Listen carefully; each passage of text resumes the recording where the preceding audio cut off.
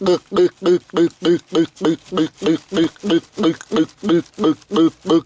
everybody, it's Coffee!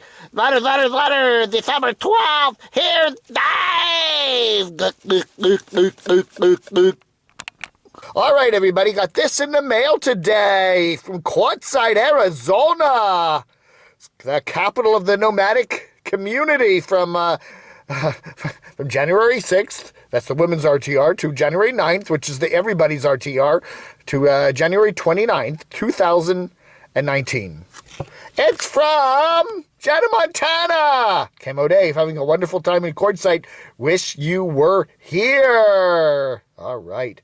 Don't forget to send me some swag, everybody. Camo Dave, 6200 Rolling Road, number 2442, Springfield, VA 22152.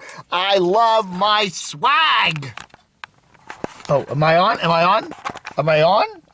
I guess so. Letters. Yeah, letters. Little House with No Brains, writes Later Gator, demonstrates that new science by explaining what happens to water when the temperature falls below 32 degrees. Huh? Brilliant. Beer in a bottle. Wow. Rod with no staff has been selected to replace Bill Nye, the science apologist. Rod is a shoe-in for Boyd Award, Master of the Obvious. Hey, Aaron, Master of the Obvious category. Add that. No Name writes that, in case anyone is wondering, the border criminals and low-life migrants that have sent an ultimatum to the U.S. consulate in Tijuana demanding that Trump give them each $50,000 to go home, and they want an answer within 72 hours. Well, how about we have Trump agree to like some sort of negotiation? We'll throw in Living Free Mikey and Caravan Carolyn, okay? Just throw them in. Their vehicles... Make them Mexican citizens, and that'll satisfy it. Okay, yeah. Fishon writes that Justin Scardlin, and right in the middle of Paris riots, in case you're interested, refreshing change from the usual diet of folks who pay no attention at all to what's happening in the real world. I do enjoy watching Justin. I do watch him occasionally, not every day. And I also enjoy watching Jordy the Lion. You know, they must have Patreons or somebody that sends them lots of plane tickets so they can go to Europe a lot. Because Jordy especially goes to Europe like every other week. He's in Hungary or France or England or Germany or whatever, and I do enjoy their channels. Tall Tree wants to know, will Crapo Dave be finding himself a nice gentleman to spend the holidays with if he's so inclined? Well, my Doxinator. Oh, yeah. Huggy Bear writes, I was going to be starting my van life soon, just as I start my chemo, not what I was planning. Check out Becky there, Van Life with Becky, Hank, and whatever. Becky's got, some issues with that too, and she does a wonderful job. And yes, apparently it's doable. Destination Storm. 7,000 subs before 2019, end of the year goal for Camo Dave. Oh yeah. I still am working on some sort of a present.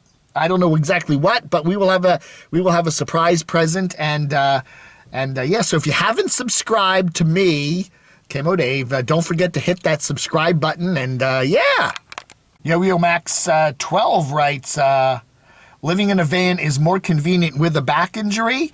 I've had the same kind of back issues, and the last thing you would want to do with an injury like that is try to balance while sitting on a bucket. Yeah, that would be pretty hard, right? Oh, my goodness. In a van? Yeah, oh, my goodness. Much more convenient to slowly get to your own bathroom, especially if you have to literally crawl on your hands and knees to get there.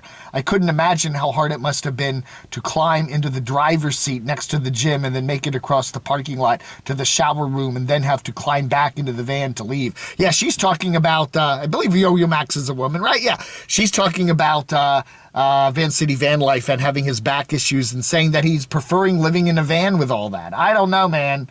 I like Chrome, that's Van City Van Life, and watch his videos, but sorry, sometimes being in a van is going to suck, and there is no harm in admitting it. Coco Kai writes that the glad Eric Pneumatic Fanatic is heading in a different direction. He said he's going to be heading southeast from Panama City, Pensacola, Florida area, which means Orlando, right? I mean, Disney, right? Anyway, the van build was so tedious with everyone recording everyone recording. Okay, yeah. It would be nice if at least one channel resisted the RTR Mega Snore event. Hope he stays away so there will be something different to watch. We should have an alliance, the Alliance of Non-RTR Nomads. Alliance of ANRTRN. And anyway, they should have that this year and say, hey, we're going to be offering something different. You know, watch us. And they should have like a little logo and they should all get together. I think that'd be cool. Danny Taylor writes, Danny Taylor. You need to visit Canada's west coast in winter, as it's like living in an RV in Vancouver or Victoria, surrounded by areas that are quite doable in an RV without needing an electric plug-in. All right. And then East Coast Adventurous writes, there is a reason that van dwelling year-round in Canada isn't practical. It's called winter. I live on the coast, and we see several months of below freezing weather each year, and the rest of Canada is much colder than here. In Ottawa, I experienced a frost quake. Oh my goodness! Like an earthquake, but it's caused by the extreme cold.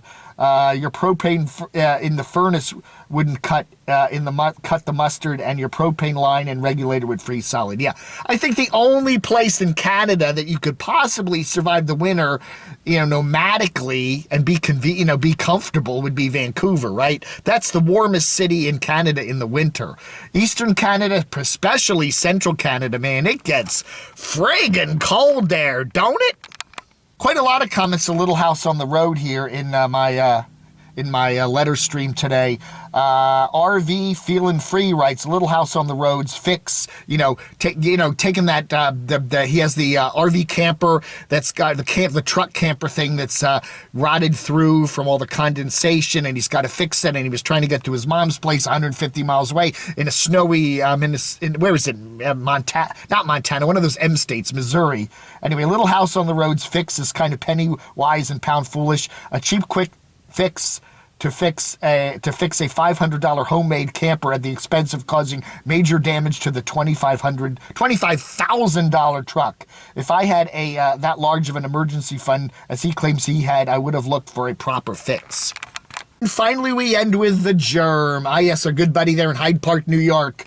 I am the Germ, Germ Strong. Well, at least the Germ is back. So many of these bottom of YouTubers just disappear and we never hear from them again. But the Germ is back. And, don't hold his past against him if the jail stuff is true. I don't think so. I think he's just faking that. He's an honest guy. But anyway, good to see you back, Germ. All right, everybody. Thank you for watching Letters for the 12th. I've been getting the dates all wrong. I don't know. I think today's the 12th of December. Vlog under.